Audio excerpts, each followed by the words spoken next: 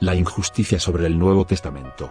Este artículo se corresponde con la opinión de uno de los más grandes cabalistas que haya vivido en el siglo XX, en mi concepto, sobre las escrituras judías neotestamentarias. No son palabras de cualquier persona, y ni siquiera de cualquier erudito en Torah y Kabbalah.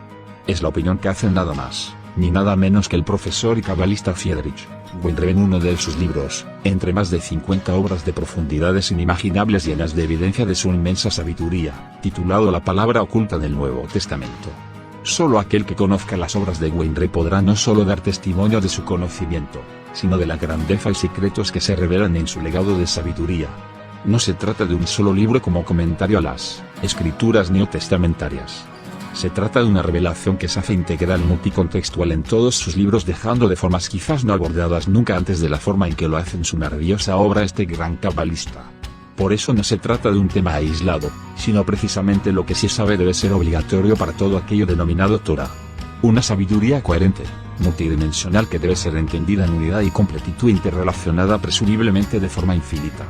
Decido hacer este artículo basado en palabras de un gran sabio y ubicarlas aquí en mi blog en la parte de menú que he denominado antimesianismo rabínico, no con ánimos de controversia o descalificaciones al judaísmo oficial rabínico anti-Yeso o anti-Nuevo Testamento, algo que es completamente diferente a las justificaciones anticristianas del judaísmo y el rabinismo, que es válido en términos de la defensa de la verdad y el kabod, honor, del todopoderoso creador, sino como evidencia de testimonio proveniente de un gran sabio de Israel que ha sido privilegiado por la gracia del mismo cielo para elucidar los misterios que subyacen desde hace 2000 años con la identidad y revelaciones de Mashiach, acorde a la misma Torah eterna que define nuestra existencia y realidad.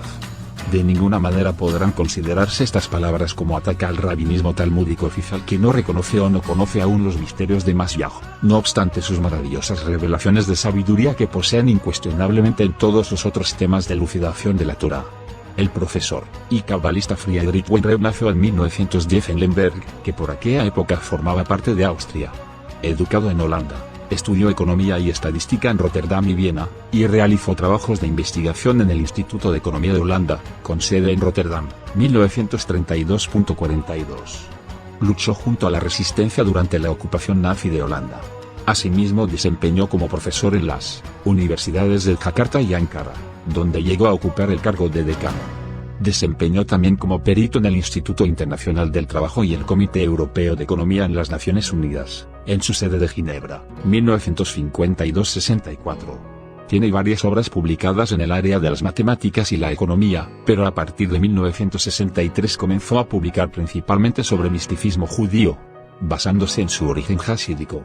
En el área del misticismo judío escribió más de 50 títulos que fueron y son publicados en varios idiomas, a saber, holandés, alemán, inglés, castellano, hebreo, etc. Entre sus títulos más destacados debemos mencionar The Bible als Shepping, publicado por esta editorial, Sival, bajo el título Kabbalah, la Biblia, Divino Proyecto del Mundo, obra básica, del profesor Weinreb, Yo, que estoy oculto, el libro de Jonás, Vida de Sueños, 4. Vol, la historia de los dos árboles, astrología y misticismo judío, vida en este mundo y en el del más allá, el significado de la plegaria, el calendario hebreo, relatos hasídicos, 3 vol, y memorias, 4 vol. Friedrich Weinreb adquirió un cabal conocimiento sobre el judaísmo en sus diferentes aspectos y características, y condujo su vida al estilo hasídico. El material que compone su vasta literatura, tanto sus obras escritas como sus conferencias así como las grabaciones que nos legó, son apenas un indicio de cuán profundo llegó en lo que a las cuestiones místicas propias de la vida se refiere. El profesor y gran cabalista Friedrich Weinreb dejó este mundo en el mes de octubre de 1988. Antes de abordar directamente las palabras introductorias de su libro La palabra oculta del Nuevo Testamento que se seleccionaron para este artículo, decido referenciar también otras palabras textuales tomadas de otro de sus libros, con el objeto de hacer énfasis de quién fue el autor de estas conclusiones aquí reseñadas, así como para resaltar el nivel requerido que se nos exige para opinar y concluir en estos temas de trascendencia de la existencia. Las siguientes palabras son escritas por el mismo Friedrich Weinberg para referirse él mismo a su trabajo publicado en sus decenas de libros sobre la Kabbalah y revelación de los secretos de la Torah, tal que dichas palabras describen no solo la responsabilidad y reto en el entendimiento para cualquiera que se atreve a opinar al respecto, sino la estatura intelectual y espiritual inmensa de él mismo, verificada por quienes conocemos su trabajo. Las siguientes palabras referenciadas de Friedrich Weinreb son extraídas de su libro traducido al español, el libro de Jonás, en la página 70. Editorial Sival, Buenos Aires del año 2003, dice así textualmente: he tratado de dar a través de estas páginas, algo de una orientación general sobre la relación entre contar, enumerar, y contar, un cuento, entre números y palabras. Soy bien consciente de que hoy en día casi no existe ya hombre que posea un conocimiento sistemático y completo en este campo. Por otra parte, sería difícil que adquiriese este saber mediante un estudio de manuales, porque esos libros no existen. Lo que sí hay, es una inmensa cantidad de escritos, en su mayor parte, mejor dicho, casi todos de épocas muy lejanas, tiempos en que muchos temas fueron considerados como naturalmente conocidos y que fueron pensados y escritos de una manera que se hizo ajena al hombre de nuestro tiempo. Tenemos que aceptar estos hechos y darnos cuenta de que los tiempos vienen y van, los tiempos cambian y con ellos también los hombres. Cosas que anteriormente se sabían naturalmente pueden ser incomprensibles hoy, cosas que en otros tiempos se soñaban, hoy pueden haberse hecho parte del consciente. Por lo tanto, de los muchos escritos de tiempos pasados se puede tratar de entender solamente el espíritu en ellos, que es eterno. Me refiero a la chispa que siempre vive en todo. Probablemente en tiempos anteriores no tenían la necesidad de una obra sistemática, sintética, abarcando todo el campo de este conocimiento. Quizás cada maestro transmitía a su discípulo dicho saber acaso en palabras que para nosotros serían nuevamente inentendibles o inaceptables. Todo esto forma también la razón mayor por la cual yo he comenzado con las publicaciones sobre este tema. Por ello, cuando se me pregunta por una literatura paralela en este campo, hasta la fecha puedo señalar tan solo mis propios libros, pero también señalo las muchísimas obras que yo mismo he estudiado o leído. Casi todas fueron escritas en hebreo o escritos en los mismos idiomas. En general, los libros y los comentarios se expresan muy brevemente, pues se presupone justamente que el lector ya sabe mucho, o si no que se ocupará seriamente de estudiar todo profundamente, de modo que pronto lo sabrá. De ninguna manera entonces me refiero a aquellos que escriben o hablan sobre estos temas sin ser capaces ellos mismos de leer las obras originales, las fuentes y los comentarios. Traducciones, las pocas que han sido publicadas, son totalmente inapropiadas para este estudio, ya que todo trata de las palabras en el lenguaje originario y de los números en lo absoluto, en el lenguaje originario. Todo aquel, sin embargo, que quiera estudiar, que quiera aprender Torá, la ley, como se dice, necesita en primer lugar del espíritu de la modestia. Es un respeto que debe acercarse al milagro de la revelación de Dios, pues de lo contrario, sin importar cuán preparado y cuán estudioso se considere a sí mismo, dicha revelación permanecerá cerrada para él, y sus juicios pertenecerán al reino de la confusión. La palabra oculta en el Nuevo Testamento: rectificar una injusticia. ¿Por qué? ¿Para qué voy a escribir este libro? ¿Quién lo leerá? ¿Y cómo se comprenderá? Porque existe una literatura amplia e inteligente que se nos acerca desde diferentes lados, aunque, en general, no se quiere saber nada de ella. Pero quizás por ello comienzo ahora aquí. Porque siento que tengo que rectificar una injusticia, lo que bien pudiera ser para mí una buena razón de mi estancia en este mundo. Quisiera hablar de la Biblia, de la parte llamada Nuevo Testamento. Y de inmediato surgen toda clase de objeciones. ¿Qué puede importarte a ti, como judío? Déjalo a las instancias pertinentes. Lo dirán tanto cristianos como judíos. Y también sé por supuesto que ciertos cristianos dirán: finalmente lo admite. Ya era hora. Ese güey reba comprendido por fin que siempre hemos tenido razón. A esos les contestaría, silenciosamente, en mi interior: nunca me han caído bien los que pretenden tener la razón. Son demasiado vastos en asuntos de fe. Demuestran de antemano lo que solo puede esperarse, ven claramente lo que solo puede intuirse. Y al mismo tiempo sé cómo ciertos judíos reaccionarán. Ahora se ve claramente que es un traidor. Un judío no puede hacer eso. Lo sé, conozco todos los argumentos. Quisiera contestar a los dos lados, aquí y ahora, que para mí la fidelidad es sagrada. Es la misma palabra que fe y confianza. Y yo creo que mi confianza en Dios es inmensa. Siento que simplemente me es imposible ser infiel. Soy judío, o un judío ortodoxo, y seguiré siéndolo. Sería una infidelidad frente a Dios si fuese infiel al origen que Él ha decidido para mí. Naturalmente sería fácil decir: tú no llevas la raíz te lleva a ti. El mundo, nuestra vida, está por la palabra de Dios, y todo lo que vemos ha surgido de la nada. Pero dejémoslo, no quisiera arrancar aquí con argumentos, quisiera aportar algo nuevo. No especialmente para cristianos o judíos, sino más bien para todos, para todo el mundo. Cuando hablo de la Biblia, lo nuevo para mí es que solo veo seres humanos. Ninguna religión en particular, ninguna cultura. Lo que quisiera ver son todos los pueblos y todas las lenguas del mundo. De no ser así, la Biblia es secuestrada una y otra vez por alguien que cree tener derechos de propiedad exclusivos, para administrarla con la correspondiente arrogancia. Pero yo veo, cada vez con más claridad, la imagen mesiánica de Isaías 11, 6-7 delante de mí. Morará el lobo con el cordero y el tigre con el cabrito se acostará, el becerro y el león y la bestia doméstica andarán juntos, y un niño los pasturará. La vaca y la osa pacerán, sus crías se echarán juntas y tanto el león como el buey comerán paja. Lo que siempre me ha impresionado de esta imagen es el hecho de que todos siguen siendo fieles a su raza. Que los lobos no se conviertan en corderos, ni los tigres en cabras, ni los osos en vacas.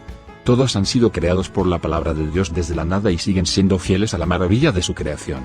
Así pienso, y espero desde mi fe que los cristianos sigan siendo cristianos y los judíos, judíos y que los demás también vivan a su manera en paz y en perfección. Porque Dios ha creado al ser humano y le ha puesto en medio de multitud de pueblos. Solo que era y es costumbre que se destrocen. De alguna forma se cree tener el derecho de destruir al enemigo, de convertirlo en nada. A todos ellos quisiera oponer la imagen de Isaías. Lo que era el bien hasta ahora, no debe seguir siéndolo. El bien es la paz y la perfección cuando cada cual es como Dios le ha pensado. Quizás comprenderán ahora un poco mejor por qué no me gusta el ergotismo.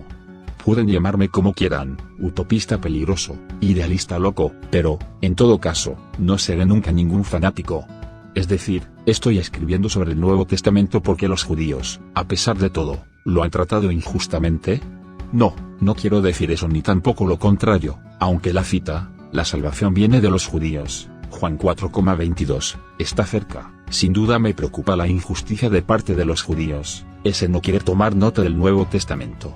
Pero también me preocupa la injusticia que los cristianos infringen al Nuevo Testamento de continuo, me preocupa la injusticia que toda la humanidad está causando constantemente. ¿Puede reprochárselo al león que no coma paja? ¿Que prefiera carne de seres vivos? ¿Y el cordero es cobarde por no ofrecer resistencia? De la misma forma, pienso, se trataba y se trata injustamente a la Biblia. Parece que las personas a veces no saben lo que hacen. ¿Es culpa del gato que mata al pájaro? Es su naturaleza, decimos con resignación y, al mismo tiempo, matamos una mosca que está molestando. Pero Isaías ha aportado sus palabras para el ser humano. Es decir, el ser humano lleva esta esperanza, y de vez en cuando tiene mala conciencia si piensa en guerras, revoluciones y crímenes. ¿No es justamente el ser humano el que puede pensar en un mundo nuevo? Quizás solo como un sueño despierto que podría convertirse en realidad alguna vez, aunque sea demasiado bonito para ser verdad. Pero de tal posibilidad no se habla, sería demasiado poco científico, habría que avergonzarse, sería penoso. Pero en cada persona sucede algo similar alguna vez, en el sentido de que ese cielo nuevo y esa tierra nueva estén moviéndose dentro. El anuncio de algo nunca pensado, enteramente imposible.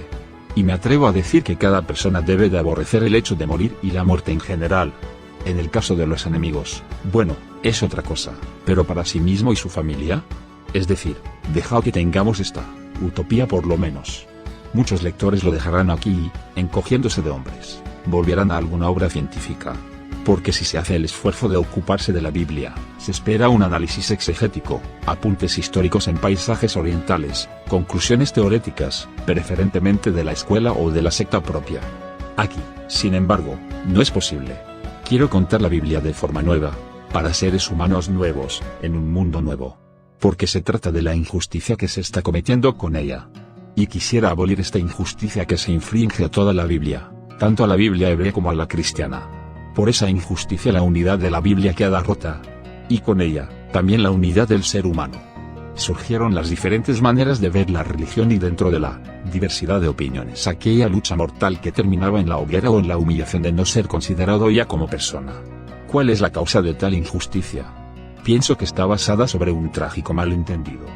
Y ese malentendido creo que tiene su fuente en un gran pecado, un pecado de principios. Ahora, un pecado no es lo mismo que una falta, una equivocación de pensamiento o de idea. Por ejemplo, las faltas pueden corregirse, y no hay por qué repetirlas. Pero en cuanto al pecado, el ser humano es responsable. ¿Cuál es ese pecado que es la causa de ese malentendido ineludible? En mi opinión, que lo santo es profanado, rebajado, matado. Pero no queremos nada semejante. Se contestará de inmediato: nadie nunca nos ha reprochado tal cosa. ¿Cómo entenderlo? Nada fácil de explicar, porque se trata de pecado, no de una falta corregible. Antecedentes exteriores y vida interior. Quizás nos ayude un ejemplo sacado de la vida diaria. Si se quiere dar empleo a alguien, se pide un certificado del trabajo anterior y de la formación del solicitante. También detalles de su país de origen, su familia, eventualmente de su religión. También pudiera interesar el círculo de amigos que frecuenta, sus hobbies y actividades deportivas. Así se tendría un currículum vitae bastante completo. Y por supuesto no olvidar eventuales antecedentes penales. Y yendo más allá, podrían interesar enfermedades en la familia u otros sucesos en el entorno cercano. Finalmente podría pedirse un certificado de salud con todos los detalles de su vida. Puede pues dársele el empleo elegir al competidor, que presente mejores informes. ¿Hay alguien que diga que se haya obrado con injusticia? Creo que la sociedad hoy en día, en el manejo de los datos, ha llegado a una especie de perfección.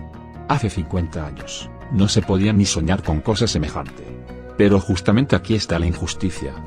Justamente aquí podemos ver cuál es el crimen del que hablo. Quisiera disponerlo claramente en una conversación conmigo mismo. Han examinado detalladamente mi vida y mis actividades en la sociedad. Todos mis diplomas, conseguidos con mucho esfuerzo, bueno, me dan el empleo, puedo avanzar en mi carrera.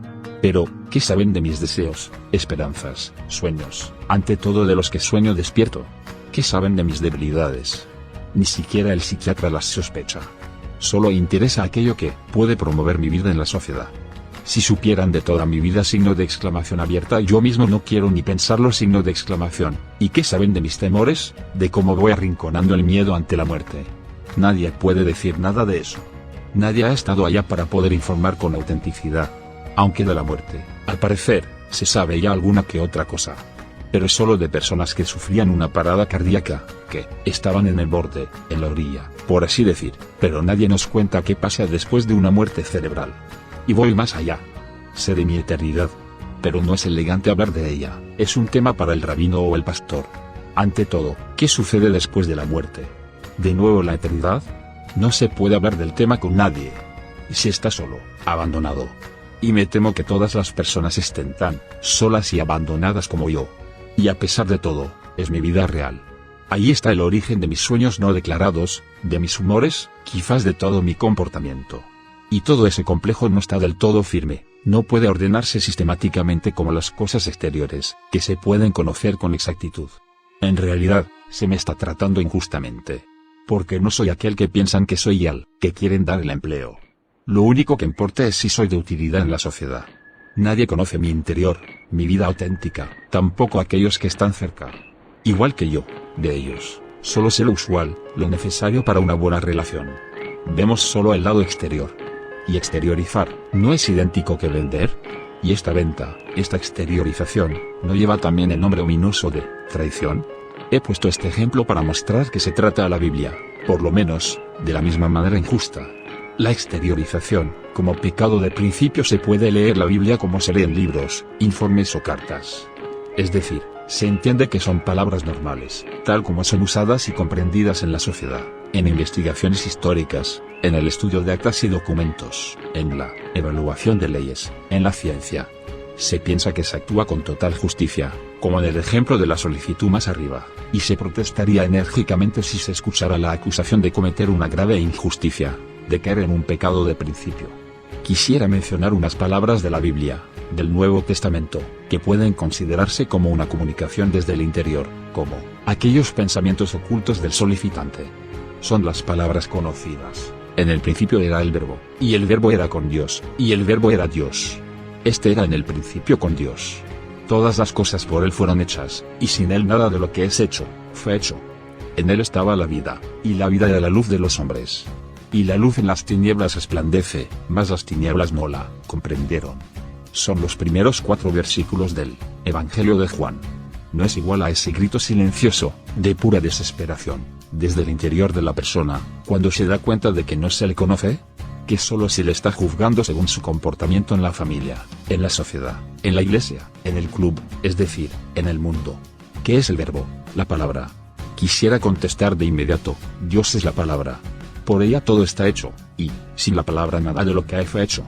En la palabra está la vida. Pero no somos capaces de comprenderla. Igual que las tinieblas. El ser humano tampoco puede comprender a Dios. Deberíamos comprender que no se trata del exterior de las palabras como son usadas en las conversaciones de la sociedad. Es igual al caso de aquel solicitante, al que tampoco se conoce, aún teniendo las mejores intenciones. Porque la palabra no es solo aquello que pueda encontrarse en el diccionario. Tampoco la mejor y más completa evaluación psiquiátrica o aún astrológica puede decir todo de la multiplicidad, de los muchos matices de cada persona. Pero entonces, ¿qué dice la palabra de verdad? Quisiera invertir la pregunta: ¿qué se sabe de Dios? ¿Qué dice Dios? Y a pesar de todo se habla de la palabra, de palabras. Sé que en muchos círculos se habla de la Biblia como palabra de Dios, también llamada Escritura Santa. Y muchos dicen que esas palabras fueron escritas, inspiradas por el Espíritu Santo. Aunque es imposible que un espíritu escriba. Y a pesar de todo, está dicho que Él lo ha escrito.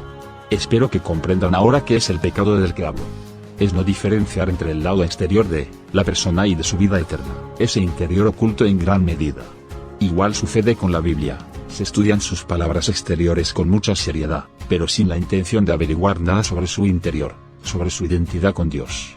Esa es la raíz del pecado, dictaminar sobre la manifestación, el lado exterior y sacar las conclusiones pertinentes, si es bueno o malo, útil para los fines de vida en esta sociedad, si la moral y la ética son aceptables, si encaja en la institución a la que se pertenece o no. Estoy pensando irremediablemente en aquel fruto del árbol del conocimiento del bien y del mal que la serpiente recomienda tan convincentemente. Ahí está el comienzo del pecado. Significa que si queremos analizar la Biblia con las medidas conocidas, igual que analizamos los demás documentos, según la historia, la sociedad, la psicología, la belleza, la filología, obtendremos solo el significado exterior de la historia y contada y nada más. Y hemos dictaminado con honestidad y justicia. Es decir, juzgamos como se juzga, según la norma. También se juzga así sobre la vida de las personas y uno mismo también es evaluado así. ¿Y qué otra cosa puede hacerse con la palabra? ¿Quién puede aconsejarnos? Si Dios es la palabra, si el Espíritu Santo dice o escribe las palabras, entonces el primer paso sería buscar una respuesta a esa pregunta, muy profundamente asentada en cada ser humano. ¿Qué o quién es Dios? Si Dios es la palabra y si el Espíritu Santo nos trae las palabras. Palabras como las que están en la Biblia. Siento que debo buscar su interior, su lado oculto, de la misma forma que debe buscarse en mi persona, en todas las personas. Estaré cometiendo una injusticia, un pecado, si intento conocer las palabras solo en su lado exterior. Es venderlas, traicionarlas, echarlas al viento. Creo que después de estas palabras sobran los gemidos y los enfados, si pienso en las luchas provocadas por causa de esas exteriorizaciones. La lucha de todos contra todos, de aquellos que honestamente creen tener la razón. Se encuentran en todas las instituciones, en todas las religiones. Pero yo quisiera hablar de la palabra eterna. Y sé que el pecado, que desde el principio mismo quiere destruir la unidad del ser humano y también la unidad de Dios, se opondrá. De forma que muchos no serán capaces de comprender. Pero hay que comenzar, aunque no sepamos nada del éxito, o del fracaso de la tarea. Comencemos pues. Dios en nosotros y nosotros en Dios. Hablemos pues de la concordancia de Dios con la palabra. Y de puro respeto ante la vida, ante nuestra vida personal a imagen y semejanza de Dios, no preguntaremos por su currículum vitae exterior, dónde vive eventualmente y desde cuándo. Preguntaremos de inmediato si es posible acercarse a su interior, a su esencia y cómo habría que hacerlo. Me viene el pensamiento, Dios en nosotros, y nosotros en Dios. Son palabras que tienen su principio en la creación del ser humano.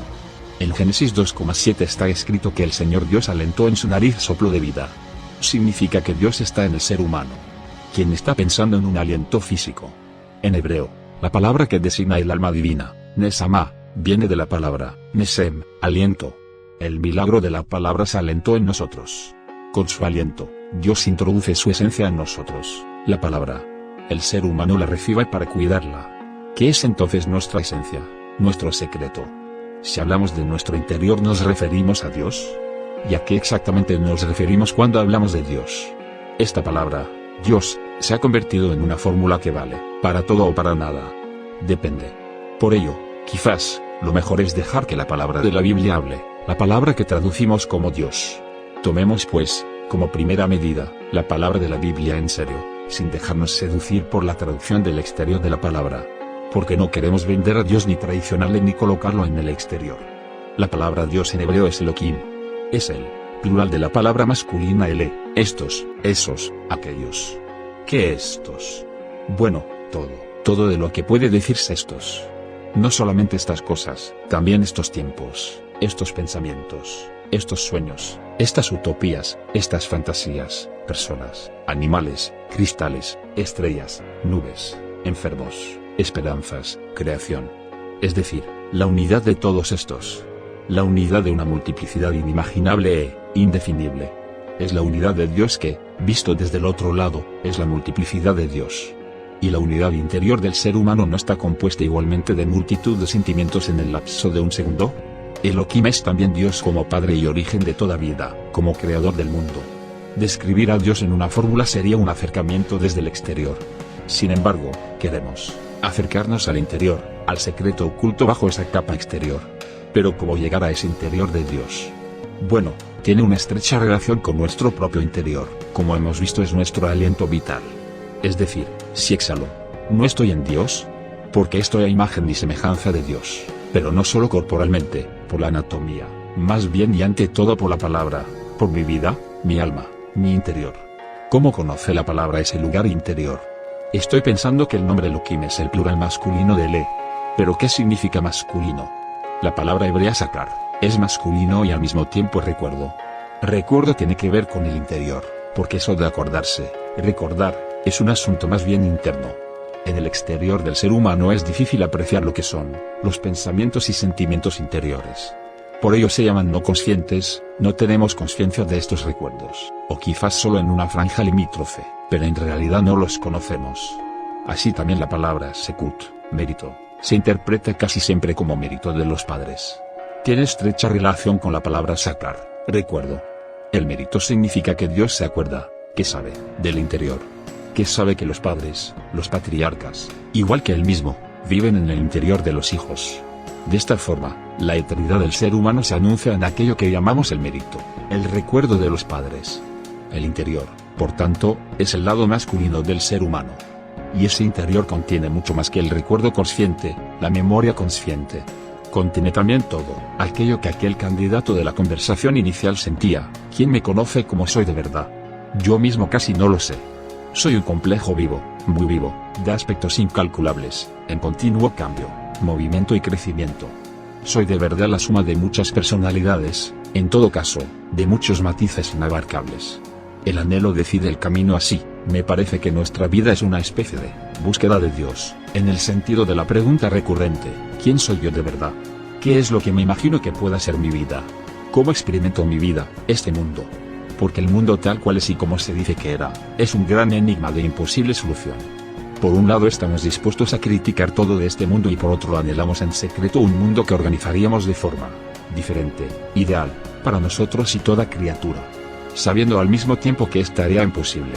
Si hablo de nosotros, me refiero a toda persona que ha vivido desde los tiempos primordiales hasta hoy, con su vida exterior y su interior muy matizado. Igual que yo, toda persona tiene el anhelo de una vida ideal, de ser una criatura eternamente feliz. Y cada uno tiene su percepción personal y única de lo que es la felicidad, la justicia, el amor. Y si pienso en estas percepciones y anhelos de los hombres de todos los tiempos, siento que es por su interior por lo que todos tienen una relación personal con Dios. Dios da su nisem, su aliento, al interior de cada uno. Todas las criaturas de la creación están sujetas a la ley, pero con la Nesama viene algo enteramente nuevo, que es el sentido, el regalo de la creación al ser humano. Con la Nesama viene la libertad. Por ello se dice en el judaísmo, la Nesama pura tendrá que rendir cuentas ante el trono de Dios. Por otro lado, la Nifes, el alma, corporal, que Dios regala a toda la criatura, estando sujeta a la ley, está exenta de rendir cuentas. La Nesama, el aliento de Dios en el ser humano, la libertad dada por Dios, sin embargo, es responsable de su recorrido aquí. La relación personal con Dios, aquello que lleva al ser humano a Dios, su anhelo, es el camino que está andando. Para ese camino existe una palabra, yo soy el camino, la verdad y la vida. Solo ese camino puede movernos internamente. Y cuán diferentes son nuestras relaciones con Dios. Diferentes de persona a persona, en el transcurso de los tiempos pueden variar y durante la vida, pueden tener muchos matices. ¿Qué ideas tan diferentes tenemos del mundo? Alguno piensa que todo es horroroso, otro tiene la esperanza de que todo pueda cambiar para bien. Alguno desea que el mundo se hunda, otro que toda criatura tenga solo lo mejor. Para alguno Dios es algo como el diablo, una fuerza muerta, extinguida. Para otro Dios es alguien que desearía regalar lo más hermoso al mundo. Está escrito Si tú como ser humano quisieras regalar lo mejor al mundo, hasta todas las eternidades, cuanto más intensamente quiere regalarlo Dios, nuestro Padre en el cielo. Y así como tú no eres capaz de realizar tus buenos deseos, así Él como Creador es capaz de realizarlos y de concederles duración eterna. Con este tipo de pensamientos se da el camino individual hacia Dios, y se muestra cuánto ha recorrido y ahí donde está. Y solo Dios, que nos conoce hasta los tuétanos, sabe dónde andamos errando por el mundo. A imagen y semejanza de Dios, Él sabe dónde buscamos, muchas veces desesperados y otras, pensando que estamos en el camino de regreso a casa. Él escucha los gritos desde las profundidades y ve cómo buscamos lo oculto, lo interior. Dios también busca a sus hijos en sus interioridades, anhelando su vuelta. Estamos irremediablemente a su imagen y semejanza. De esta forma podríamos sentir algo de ese interior, de ese lado llamado masculino de Dios y del ser humano. El nombre impronunciable, la palabra de la Biblia conoce a Dios también bajo el nombre del Señor. ¿Qué se quiere decir cuando se dice que el Señor nuestro Dios, el Señor es uno? ¿O nos contentamos con la constatación de que existen dos nombres? Sería superficial, una exteriorización. Estoy pensando que en realidad estamos hablando siempre de una dualidad. Ya en la imagen del hombre que solicita el empleo y a alguien no se le pregunta por su vida interior. ¿Para cuánta gente vale solo aquello que les hace brillar en la sociedad y lo que sería de ellos? Pocos saben algo de una vida interior. Se cuenta de Edipo que mata al padre para poder vivir tranquilamente con su madre. Isaac calla la vida interior y se trabaja para ese poderoso, se dice. Porque si no, esa importancia que damos a la política, al estatus, a la carrera. Para que sí, como se dice, todo acaba cuando se muere aquí. La imagen de Edipo puede decirnos que ese otro nombre de Dios, el Señor, podría ser femenino. Una imagen perturbadora, porque podría significar que fuese más importante y que podría arrinconarse a ese otro nombre, Dios. Arrinconar, destruir, matar. ¿Cómo es ese nombre en la Biblia? En primer lugar hay que saber que ese nombre ni se pronuncia en hebreo. Se dice Adonai, mi Señor, porque no se quiere pronunciar la palabra tal cual está escrita. Se trata del tetragrama, Yod-Heh-Vav, 10-5-6-5, que eventualmente podría pronunciarse como Yahvé. Puesto que el hebreo no conoce ninguna vocal, solo consonantes, la pronunciación, en principio, es libre. La raíz del tetragramaton es la palabra Ove, que significa simplemente el presente. El presente es sempiterno. Presente en el pasado, en el hoy, en el futuro. Es el presente en el transcurso del tiempo, un presente que nunca termina, un presente eterno. La noción, Leolam, eterno, en hebreo, da las vocales. Así con las vocales OA surge la pronunciación del tetragramaton como Jehová. Así se escribe, pero, como dijimos antes, no se pronuncia. Tiene su sentido. Ya que justamente porque se trata del Dios omnipresente, se podría decir que en cada una de las 4 consonantes del tetragrama, debieran de estar todas las vocales. Lo que lo hace impronunciable. Significa que en el mundo de tiempo y espacio, el nombre de Dios, en su significado el Señor, no encuentra ninguna posibilidad de pronunciación. La palabra Ove, el presente, contiene la raíz de la noción ser. Ahí donde Dios le indica a Moisés su nombre, al lado de la zarza que se quema pero no se consume, se llama a sí mismo Yo soy el que soy, en primera persona del ser. El tetragrama sin embargo está en tercera persona, Él es, o también, Él es el presente sempiterno. Él es el ser. Por ello, en muchos círculos judíos se dice simplemente Él, o el Eterno. Con el nombre del Señor viene el tiempo al mundo como presencia permanente. En el principio del segundo capítulo de Génesis está escrito que nada pudo crecer, o, con otras palabras, lo que nosotros llamamos tiempo, muestra un crecimiento. Lo que aparece aquí crece en el tiempo. La esencia, el Padre, introduce ahí el tetragrama y muchas veces se le llama Dios el Señor. Sentimos ahora la importancia de la expresión, el Señor, nuestro Dios. El Señor es uno. De la misma forma que el ser y la manifestación forman una unidad en el tiempo, así el ser humano con su interior y su manifestación exterior, es la misma persona. El camino que recorre el ser humano en la vida, es el camino de ese interior indescriptible e indecible, que contiene la abundancia de todo. Hemos visto que el nombre Señor es una de las varias posibilidades de pronunciar ese tetragrama que en principio es impronunciable, que es el ser eterno, la presencia permanente, sin importar cómo pueda fluir el tiempo. Quizás comprendamos ahora que, al Padre, al lado masculino, le faltaba algo para ese poder ser Padre, y que era necesario para dar consistencia a este mundo. Sin ello, nada pudo crecer. Así se juntó aquello que se reconoce como el lado femenino con el lado interior, masculino. La palabra nekeva, femenino, en hebreo tiene también el significado de hueco, es decir, lo femenino es la envoltura. La mujer rodea al hombre. Está escrito en Jeremías. Todo aquello que aparece en el tiempo tiene un interior, y lo exterior envuelve y protege. El tetragrama es una palabra femenina y significa, en definitiva, que el nombre Señor es algo desconcertante. La manifestación en el tiempo envuelve y oculta el ser interior. Pero los dos lados son una unidad, igual que el Señor y Dios son uno. No debemos dividir. Lo comprenderemos, mejor aún si consideramos que lo masculino, lo interior, tiene la semilla que lo femenino, lo exterior, desarrolla como fruto. Y el fruto solo puede crecer en el tiempo. Pero la razón de todo es ese deseo primordial de Dios, del Padre, de regalar su semilla a la madre para que Él pueda aparecer en el mundo.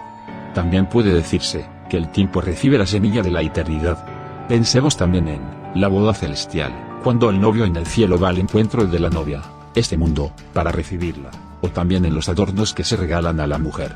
El mundo, en su manifestación temporal, se adorna desde una fuente desconocida con belleza y con armonía, porque solo en el mundo puede madurar el fruto. De la misma fuente viene también la alegría con la que podría recibirse al niño. Pero es por la libertad del ser humano que, siendo divino, en contra del sentido del mundo no quiere recibir a ningún niño. Con el mismo derecho que puede anhelar su regreso a Dios, también puede negarse, puede adorar al obstaculizador. Satanás en hebreo significa obstaculizador y seguir a aquel cuya alegría es la destrucción. Es decir, el ser humano también puede dividir la vida y llamar vida, únicamente a aquella parte temporal que puede dominar, donde puede hacer lo que quiere, ejercer su apetencia de poder, por ejemplo. Puede no tomar en consideración lo esencial de su vida, las maravillas de su yo. Así las cosas, la vida en eternidad es algo imposible para él. En el mejor de los casos conoce una prolongación lineal del tiempo en pasado y futuro. Es el origen de las diferentes enseñanzas sobre la reencarnación, como señal de que el tiempo es propiedad de uno mismo, que el secreto del Padre, la abundancia en unidad, no interesa. La historia de un nacimiento imposible. Espero que hayamos comprendido la diferencia entre los nombres Dios y el Señor, y que ya no estemos pegados al exterior de las fórmulas. Es decir, que podamos ocuparnos ahora con algo nuevo en relación con el Nuevo Testamento. En primer lugar, quisiera mencionar algunas fuentes de injusticia que aquí, como en toda la Biblia, dan lugar a toda clase de emociones y agresiones. Muchas veces la santidad de la palabra de Dios se reconoce con la boca solamente, mientras que se sigue a los dioses de la temporalidad con sumo gusto. He hablado del Nuevo Testamento en conferencias, siguiendo sus diferentes libros durante años, muchas veces versículo por versículo. De todas esas conferencias existen grabaciones, de forma que también puede seguirse mi propio crecimiento en el Nuevo Testamento. Quisiera que hablásemos de las bases de la Biblia del Nuevo Testamento. Y quiero comenzar con el asunto principal, que también está resaltado como tal. Se trata del nacimiento de Jesús de la Virgen María. Para mucha gente sería más fácil pasar del tema, porque la historia de la concepción y del nacimiento puede ser algo penoso para una persona normal. Quisiera comenzar con esta historia del nacimiento. Cuando se trata de la verdad de la esencia, está dicho que las emociones exteriores deben de reconocerse como tales. ¿No es también irritante para mucha gente que el hecho de morir o la muerte en sí, les toque en su entorno próximo? El nacimiento. Salta a la vista de inmediato que en la Biblia hebrea las palabras nacimiento, concepción y dar a luz tienen la misma raíz, y que tienen como fuente común la palabra niño. Y el 10:34, niño. Y a la 10:34 dar a luz, le da 34:5, nacimiento, o la da 5:6:34:5, concepción. Vemos la misma raíz en todas estas palabras, la me daré 34. No, quisiera entrar en las diferentes traducciones de estas palabras. Se suele traducir solo lo exterior, por tanto casi no hay traducción que pueda escaparse a la acusación de traición. En cuanto a la concepción, al nacimiento y al niño, por principio, se trata del mismo asunto. En la manifestación, en la biología, se conocen diferentes pasos, porque las cosas se muestran diferenciadas en la superficie, en la envoltura. Pero en lo fundamental se trata del hecho de que desde el Padre, desde lo masculino, lo interior, la esencia, sale una semilla que recibe la madre, lo femenino, lo manifiesto. La consecuencia es que un niño nace en el mundo de la mujer. Ella lo alimenta y tiene una estrecha unión con él. Pero ahora entramos en conflicto con las personas que solo conocen el mundo exterior y que niegan un mundo en la esencia. Y todo ello, para poder afirmarse aquí como soberanos y gerifaltes. Han asesinado al Padre con toda intención. Estoy citando de nuevo esta historia ajena a la Biblia para poseer el mundo sin que nadie moleste. Esta gente pretende que todo ha sucedido aquí, en la historia. Y que el parloteo de la esencia es solo una desviación refinada. Quisiera sin embargo recordar que conozco al Señor como Dios y que esa Unidad inseparable es el sentido de mi vida, aunque reconozca los hechos históricos como reconozco mi vida en el cuerpo. Pero al mismo tiempo siento mi eternidad, mi singularidad como fuente esencial de mi manifestación corporal. No niego la historia, sería igual que cometer suicidio. Pero sé que lo que se manifiesta es la mujer de un hombre. Ese matrimonio se ha contraído en el cielo. El hombre, lo masculino, Sakar, es lo interior, lo permanente. Es Sekut, el mérito, que conduce como un hilo invisible a través de generaciones hasta el Padre primordial y que anuda todas las partes en unidad. Es la alianza. Por ello, se llama la Biblia palabra de Dios. Se trata pues de palabras que no pueden juzgarse solo por su significado exterior. Separar el sentido exterior del interior, es separar a la mujer del hombre, la madre del padre. Y la mujer sola puede perderse fácilmente, puede ir con cualquier hombre. La mujer fiel, sin embargo, tiene permanente anhelo de su marido eterno. En algún lugar, en algún momento volverán a encontrarse. Esa es la señal de la indisolubilidad del matrimonio, de todo matrimonio contraído en el cielo. Pasemos pues al anuncio del nacimiento por medio del ángel Gabriel, a la fecundación por el Espíritu Santo a la Virgen María y al nacimiento en el establo de Belén. Una historia curiosa y singular en la Biblia. Decisiva para toda la Biblia. En el exterior, en el mundo, se conocen los nacimientos continuos, en toda la naturaleza suceden sin interrupción. Y si se habla en ese mundo de los muchos nacimientos de una Virgen María, de un niño, engendrado por el Espíritu Santo, debe de darse una situación insólita, incómoda. Sabemos que la palabra nacimiento no se refiere únicamente a un suceso biológico. Hablamos por ejemplo del nacimiento de un tiempo nuevo, de una idea, de una obra. Sin embargo, en la historia del nacimiento del Nuevo Testamento se resalta que no se trata de un nacimiento normal, más bien, que ese nacimiento es extraordinario en todos los sentidos, que es primero y único. Es primero y singular tanto en el ser, en la palabra, en lo oculto, como también como suceso en el mundo. No debemos separar la unidad del Señor Dios. Ahora, si en la esencia del ser, en el lado masculino, en el interior de la palabra sucede algo como lo cuenta la Biblia en el Nuevo Testamento, debe de estar presente también en el ser, en el presente sempiterno, es decir, en el pasado, en el presente y en el futuro. En la palabra que habla el Espíritu Santo, la unidad del novio y de la novia, el matrimonio celestial es un hecho. Es la unidad de Dios y del Señor. Y porque está escrito en la palabra y porque Dios es la palabra, podría significar que ese nacimiento divino en el ser humano, sea un suceso decisivo en el fluir del tiempo. Es decir, no se trata tanto de un hecho histórico único. Se trata de las palabras del Espíritu Santo que hablan de una singularidad, de un hecho primero y decisivo desde el punto de vista divino en el mundo. ¿O podemos acaso clavar al ángel Gabriel a alguna fecha histórica? No podemos, y tampoco podemos hacerlo con el Espíritu Santo. Justamente porque es el Espíritu Santo quien cuenta la historia, está presente siempre en la superficie, en el fluir del tiempo. Sin embargo, solo el ser humano que anhela su propia unidad y se acerca con ella, puede reconocerla en verdad y vivirla en verdad. Quien entiende la historia solo unilateralmente se está cerrando a la gracia que está esperando desde siempre que aparezca ese anhelo en el ser humano. La gracia está siempre ante la puerta, igual que ese nacimiento divino en todo ser humano. Pero es solo Dios quien nos conoce, puede juzgar y decidir el momento. ¿Y qué es la gracia? Nadie la recibe por sus estudios, sus ejercicios o ayunos, ni tampoco por sus meditaciones. Viene por sorpresa, como un regalo. Ciertamente es el salario de su vida, pero es un salario que viene del otro lado. A ese salario se le puede llamar también gracia. El salario que nosotros conocemos está calculado o planificado, pero es el salario del hipócrita. La gracia es el salario por saber vivir y ser auténtico como un ser humano. Y ese tipo de salario lo recibe solo aquel que está abierto a las sorpresas. El nombre como llave para abrir el interior. Quisiera hablar aquí de algunos nombres tal cual aparecen. Con ello quisiera seguir, a grandes rasgos, el desarrollo de la historia desde el nacimiento. Estoy pensando ante todo en el relato de Lucas en su primer y segundo capítulo. Nos encontramos en primer lugar con Herodes, rey de Judea, que es esencial en toda la historia, luego con el ángel Gabriel, y con Zacarías. ¿Se acuerdan de la palabra sacar? Zacarías y su mujer Elizabeth. Más adelante leeremos acerca de María y de su prometido José. ¿Quién es Herodes en la palabra? El nombre tiene su origen en la palabra hebrea Jared, miedoso, espantado, tembloroso. Comprendemos ahora cuál es la causa que empuja a Herodes a hacer lo que hace. La consonante yet, primera letra de Jared, en diferentes lenguas no existe y se reemplaza por la H, en el griego, por ejemplo. Y muchas veces incluso la H se elimina, como en la palabra Eva, que en la Biblia se llama Javá.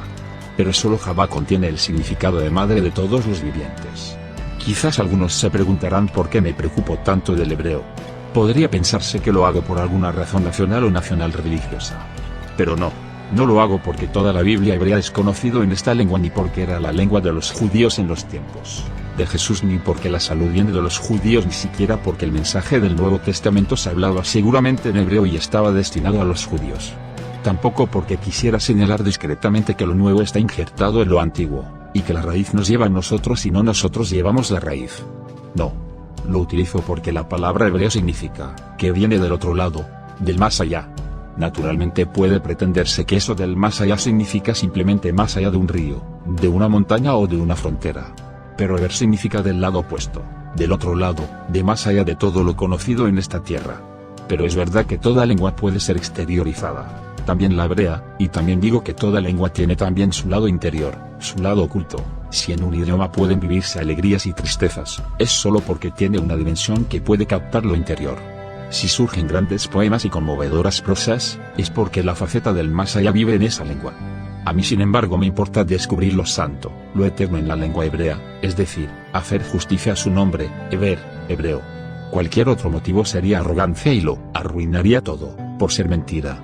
Por ello pienso en el milagro de Pentecostés en el Evangelio de Lucas, cuando en Jerusalén se comprenden todas las lenguas. Y Lucas, nombre griego, es lumbrera, luz. Si nos ocupamos ahora de los nombres, es en realidad una petición de que me comuniquen su interior, de que me permitan entrar en su esencia. La historia comienza con Zacarías. En hebreo, es Zacarías, y significa el recuerdo del Señor, o también el Señor recuerda. Reconocemos en la palabra sacar la palabra masculino, de la que hemos hablado ya. El añadido ya aparece muchas veces en la Biblia, es el nombre del Señor, se trata de las dos primeras letras del tetragrama, Yode. El tetragrama al completo es Yode-Vav, 10-5-6-5. Las dos primeras consonantes 10-5, ya, significan la presencia del Señor en el cielo. Su presencia en la tierra, la indica la última consonante, o acaso, las dos últimas consonantes. Porque a la tercera, la Vav, 6, se la llama gancho, uniendo ya superior 10-5 con el inferior, la segunda 5. El ser humano une el cielo y la tierra. Es el ser humano creado en el sexto día. El sexto día es decisivo, en la Biblia hebrea está señalado por los sucesos del viernes por la tarde, por la toma del fruto del árbol del conocimiento. Con ello el ser humano demuestra que no es capaz de comprender la luz. En el Nuevo Testamento, la crucifixión de Jesús sucede también en un viernes por la tarde. El 6 convierte al ser humano en los dos extremos en el eslabón que cierra la cadena. Así, el ser humano une su camino exterior, temporal, con su lado interior, su lado eterno, eternamente oculto en el ser. Es la misma persona, no son dos. Aunque esté dividido, es decir, aunque no quiera reconocer su otro lado, no son dos.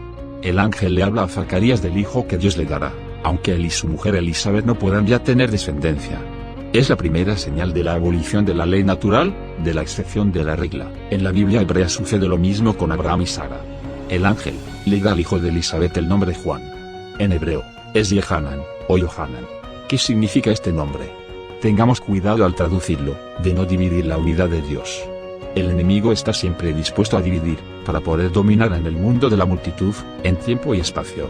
Produce dioses para cada fracción o parcela donde quiere ejercer su dominio. Por tanto, las tres primeras letras de Yehanan son las tres primeras letras del tetragrama, 10-5-6. Se suele pronunciar Yohanan, porque no se quiere expresar esta unidad del ser en el tiempo.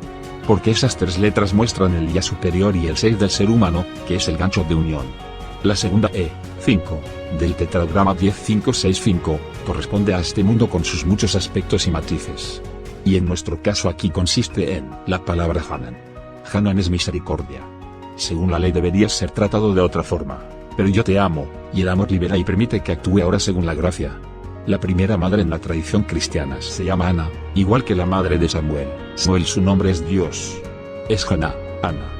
De ella se cuenta que haya señalado a Dios la posibilidad de la gracia, cuando las Tsebaot, los ejércitos celestiales, le mostraban a Dios que el mundo que quería crear, únicamente por la ley, no podía tener permanencia. Y Dios le responde a la madre, has pronunciado tu nombre. Porque Haná es la forma femenina de Gen, y Yetnun, 8:50, gracia. Igual que en el caso de Eva, el nombre de Ana surge por la eliminación de la Yet. Ana es la madre de María, en hebreo Miriam. Pero no quiero adelantarme, solo me parecía importante señalar los nombres que están unidos con el nombre del Señor. Es el caso de Juan, de Yehanan. Su nombre significa, el Señor, el ser, se expresa en este mundo como gracia o misericordia. Quisiera ocuparme ahora con el nombre Elisabet, una de las hijas de Aarón. En el hebreo es Eliseba, Dios es mi juramento, es decir, mi certeza, mi seguridad.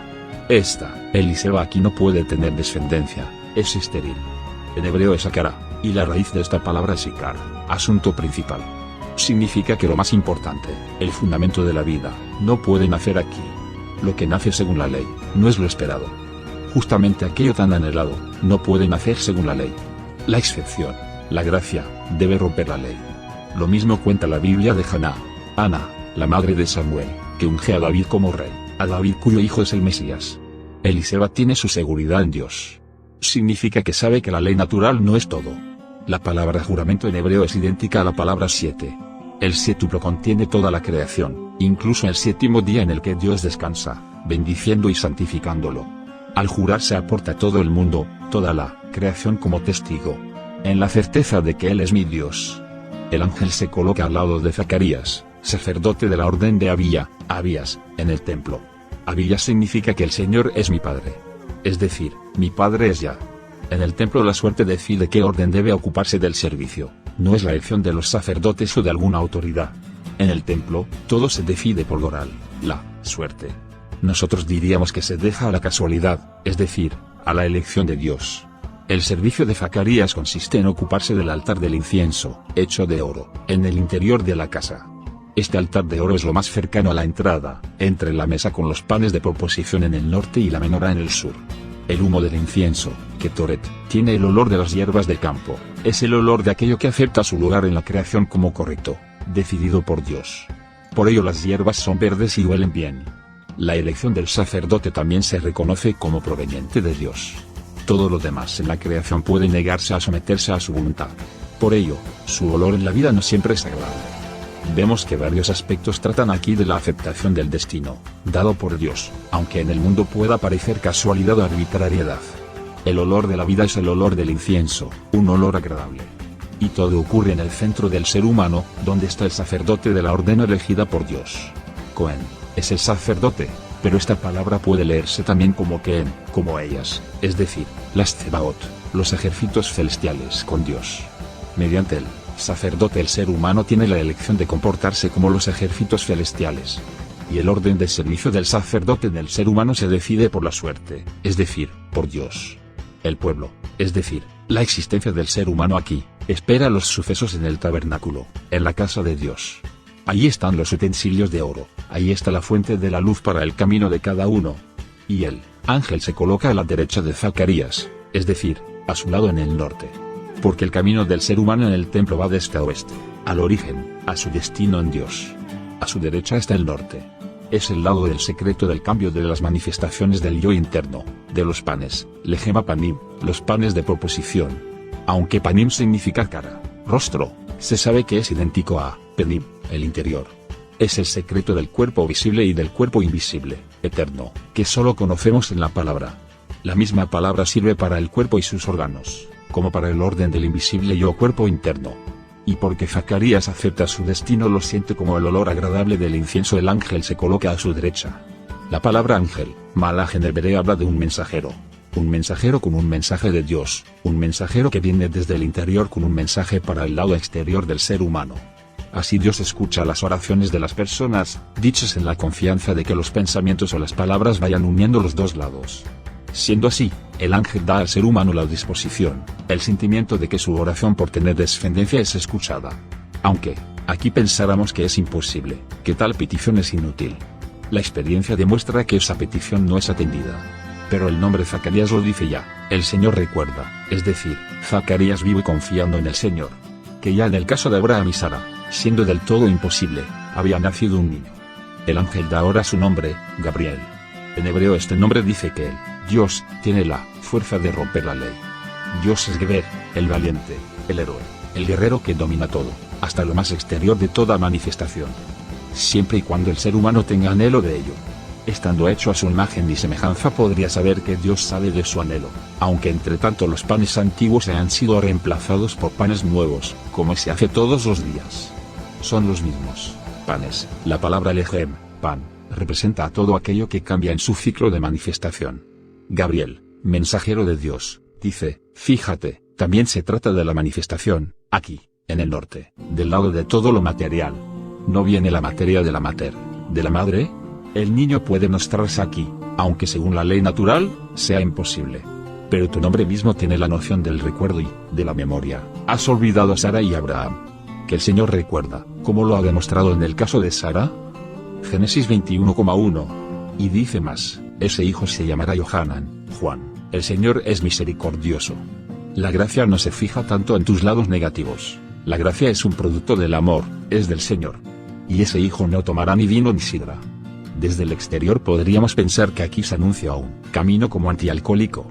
Pero las palabras en el interior, que influyen lo exterior, dicen, no necesitará de ninguna borrachera para el cumplimiento de su vida, ni de poder, ni de erotismo, ni del éxito en lo que sea, ni de ningún fanatismo religioso. Vivirá su vida, despierto, con claridad, luminosidad y verdad, su vista abarcará siempre todas las consecuencias y a pesar de ello, actuará, porque como dice su nombre, conoce la realidad de la misericordia del Señor desde el seno materno. Será como Elías, cuyo nombre dice mi Dios es el Señor, Eliyahu. Con esta unidad en su nombre unirá también las generaciones. Porque conoce el secreto de los cambios en la manifestación. El Señor del tiempo es también el Dios de la permanencia. Pero tú, Zacarías, enmudecerás hasta que llegue el momento. Como Abraham has preguntado, ¿en qué conocer esto? Génesis 15,8 y Lucas 1,18. Tu nombre Zacarías podría haberte dicho que existes por el recuerdo, que sabes lo que Dios le ha mostrado a Abraham. Pero porque se borró en ti, no podrás hablar más de la misericordia del Señor, hasta que lo anunciado sea un hecho.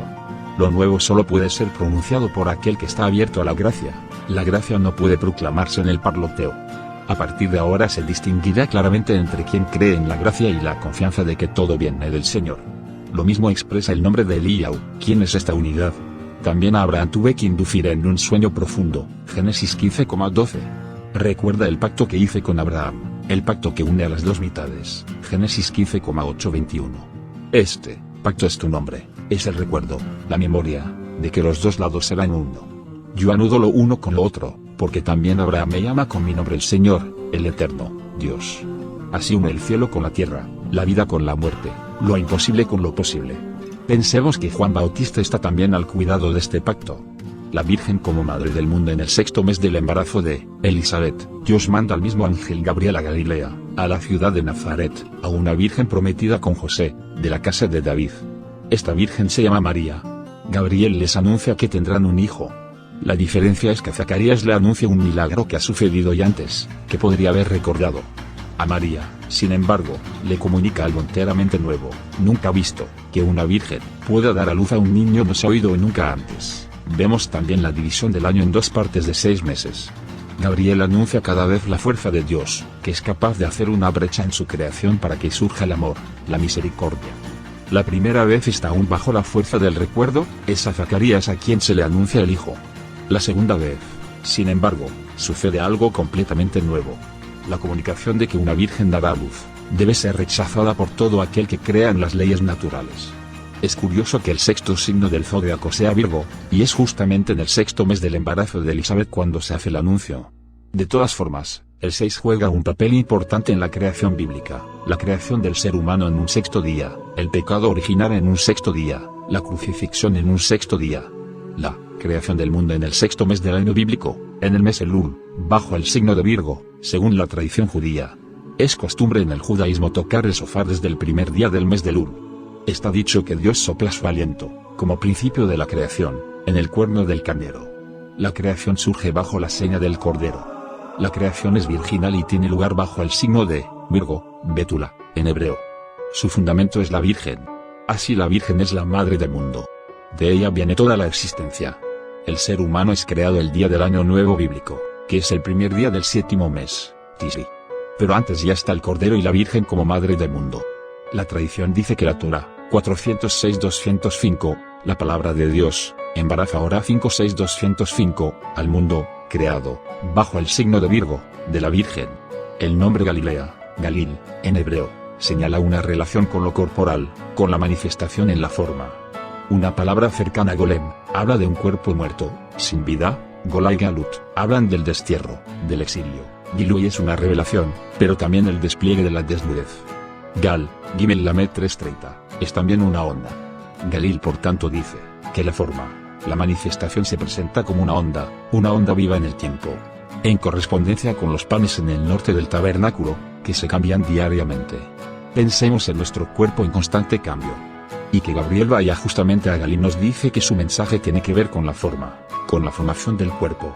Y que ese cuerpo está sujeto a cambios continuos. Una especie de encierro en el exilio, pero al mismo tiempo una revelación, un descubrimiento que podría ser percibido por otros como un desnudarse. Estoy pensando en la palabra salvación, Geula 3.1.35, en hebreo, y Goel 3.1.30, Salvador. Si recordamos la palabra Gal, Gimel Lamed 3.30, vemos que ahora hay una Aleph en el centro. Aleph, 1, Dios, su palabra. Gal es la raíz de todas las nociones mencionadas, y nos lleva irremediablemente a los 33 años de Jesús. La palabra Salvador, Goel, 3.1.30, suma 34, que hemos encontrado hace poco como raíz de las palabras niño, dar a luz, concepción. Gabriel, en Galil, va a la ciudad de Nazaret.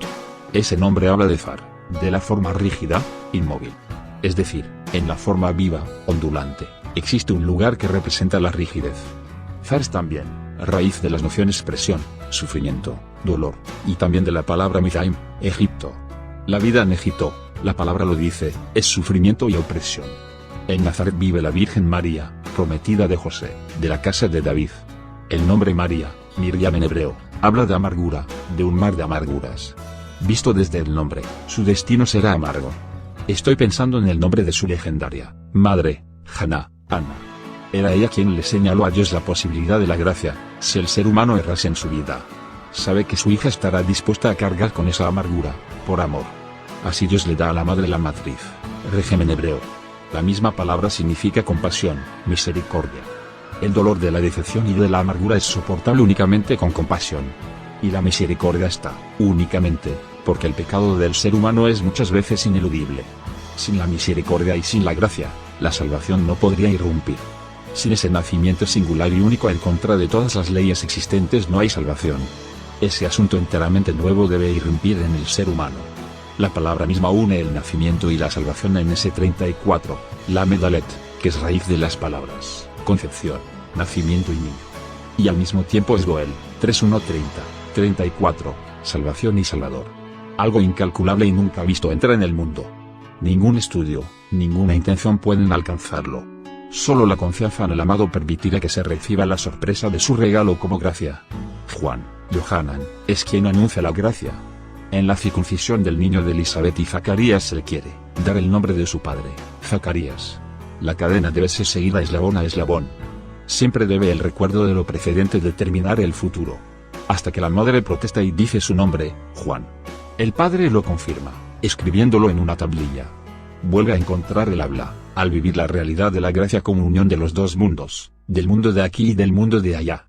Hijo de David, la Virgen María al mundo nuevo en que debe de suceder lo increíble es la prometida de José, de la casa de David. En el relato de Mateo y también de Lucas leemos de la procedencia de José de la casa de David. Es decir, la noción hijo de David vale también para el prometido de María. Y María es saludada por el ángel Gabriel, salve muy favorecida. El Señor es contigo. Y repite, has encontrado gracia ante Dios. Ese poder de relieve la gracia, quiere decir que no se debe mirar a la ley y al interés, sino más bien a aquello que en el sentido más verdadero, es imposible. María dice, ¿cómo será? No conozco varón. La contestación, el Espíritu Santo vendrá sobre ti y la fuerza del Altísimo te hará sombra, por lo cual también lo santo que nacerá, será llamado Hijo de Dios. Lucas 1,28-35. El Espíritu une el mundo de la verdad con el mundo material y une el aliento de Dios, la palabra, que es igual en los dos mundos, con la manifestación terrenal. El Espíritu Santo es el Espíritu que viene de la esencia de Dios. Como el viento, la misma palabra tanto en hebreo como en griego une los mundos. Los ángeles son espíritus. El Espíritu Santo viene sobre la Virgen, sobre este mundo, que no ha sido tocado por ningún hombre, por ningún recuerdo. Este mundo concibe del Espíritu de Dios. Para ello se hizo el mundo, y por el signo de Virgo. porque el niño así concebido se asentará eternamente en el trono de David. El nombre David viene de la noción hebrea dod, amado. En las 42 generaciones mencionadas en Mateo, David es la generación 14ª. Y David se escribe 464, es decir, 14. ¿Casualidad? David tiene una posición central en todo lugar porque, como lo dice su nombre, se siente amado por Dios. Y según la ley o los acontecimientos exteriores, podría pensarse que fuera más bien un hombre con mala suerte, perseguido por las desgracias. Ya cuando Samuel, hijo de Ana, busca al futuro rey, es pasado por alto varias veces. Su padre Jesé ni le menciona, porque su madre, según la tradición, no es su mujer legal. Solo al final le encuentran en el establo con los animales. Luego, siendo ya rey, Saúl le disputa su reinado. Le persigue, quiere matarle y en ocasiones posteriores, debe huir varias veces. Sus hijos se levantan contra él, casi nunca se le entiende. Luego comete el pecado de tomar a Batseba, esposa de Uría, como mujer. El primer hijo de esta unión muere. La casa de Dios que tanto quiere construir, no puede hacerlo. Según los acontecimientos exteriores puede parecer que a David le persigan las desgracias. Y a pesar de ello se siente especialmente escogido y amado por Dios. En la esencia de su ser, sabe perfectamente quién es, sabe de su eternidad. Llegamos ahora a la palabra Ben, 250, hijo. En general se piensa en un hijo nacido según la ley, aunque, en el caso de David, estaría en contradicción con su nombre, el amado. Y ese hijo no puede entenderse como un heredero legal.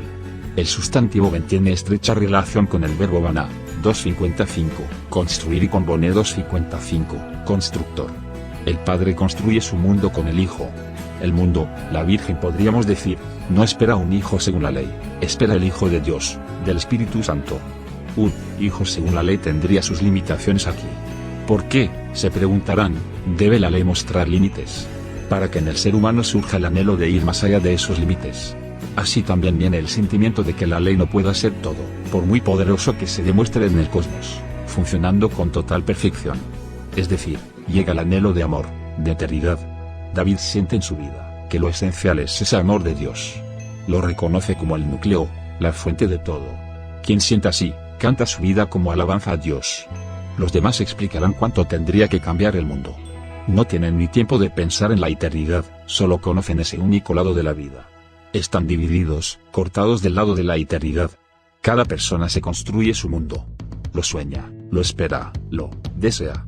Y esa construcción, ese Binyan 250-1050, es su hijo. Su semilla poseerá este mundo en la eternidad. Sabe por supuesto que su descendencia natural tiene límites aquí. Para el ser humano que es incapaz de captar la eternidad, todo es un sinsentido, por ser limitado. Con el Hijo construimos aquí nuestra eternidad. Ser hijo de David quiere decir que deseamos que el mundo se reconozca como amado de Dios y que pueda vivirlo como eternidad, aquí y allá. No importa cómo sea la vida aquí, se conoce la fuente en la eternidad. Y si utilizamos las medidas de la eternidad, todo es muy diferente. Únicamente con las medidas mundanas que la serpiente recomienda vivamente la vida se convierte en una cosa insulsa, aburrida, tiene saber a polvo. La serpiente come polvo. Hemos señalado en otra parte la relación de la palabra serpiente, Najas, 58-300 con caer, Nafal, 50-80-30. Cae a la tierra y pierde la facultad de subir. Solo queda la facultad de subir en la carrera política o empresarial y en el estatus social. La serpiente se opone al amor, porque el amor no encaja en el orden de la ley. No puede comprenderlo, igual que el ser humano que solo sigue la ley. Se corta a sí mismo de la eternidad. Podemos vivirlo en la palabra también así, el mundo como virgen queda embarazado y da nacimiento a un hijo. María, al mismo tiempo, es todo el mundo. En el relato de la Biblia, el suceso exterior es idéntico al suceso interior. Porque el Señor es Dios. Significa también que en la fuente, ahí donde todo lo interior está junto, todo eso vive de verdad. Y lo exterior fluye de esa fuente, lo temporal recibe el diseño, el entramado de la fuente. Pero entonces, ¿por qué no es idéntico? Porque solo el amor puede hacer que esos dos lados sean iguales. Y el amor es la confianza, la fe, en un hebreo que aquel que ama, Dios, está dispuesto a darnos lo mejor a nosotros y al mundo. Si nosotros estuviéramos dispuestos a hacerlo así, cuanto más nuestro Padre en el cielo. La esperanza se convierte en el hilo, en el cordel de medir, con el que aprender las auténticas proporciones de la vida. Esperanza en hebreo es tikva, cuya raíz kab, significa cordel de medir. El amor, la fe y la esperanza podrían predisponer al ser humano para la gracia. La Virgen no conoce varón, es decir, no tiene recuerdo de tal suceso. No conoce ninguna causa, es decir, está realmente intacta de toda experiencia, por ello el Espíritu Santo puede crear un hijo en ella. Dios tiene libre acceso. María recibe ese hijo por la gracia. Ella está dispuesta a aguantar la amargura porque conoce la gracia. Confía en que de la fuente del Eterno solo pueden fluir eternidades. Así, su prometido José es de la casa de David, del amado de Dios, aunque su vida esté tejida de dolores y decepciones. La casa de David, el hijo, de esta casa, lleva como hombre el recuerdo. El lado terrenal se casa con el lado celestial. El lado exterior del ser humano, con su lado interior, oculto. El hijo de David, por el lado materno, es hijo del Espíritu Santo, hijo de Dios. El hijo de Dios no tiene causa en el mundo, viene como regalo de la gracia, como sorpresa. Si solo fuese el hijo de David, podrían encontrarse sus raíces aquí, entonces, sería solo un ser humano como todos los demás. Pero como hijo de Dios dice que siente que es hijo del Padre en el cielo. El Espíritu de Dios, el Espíritu Santo le ha soplado el aliento vital. Así es la historia del nacimiento en la palabra. Dios es la palabra. Por tanto, lo que fluye de la fuente eterna, puede nacer en el tiempo. Dios puede nacer en el ser humano.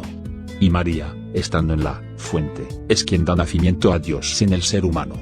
Dios no tiene causa conocida aquí. Él es anterior al comienzo y posterior al final. Mediante la salvación en el origen, en la fuente, el ser humano puede romper la ley y experimentar la sorpresa en el fluir del tiempo.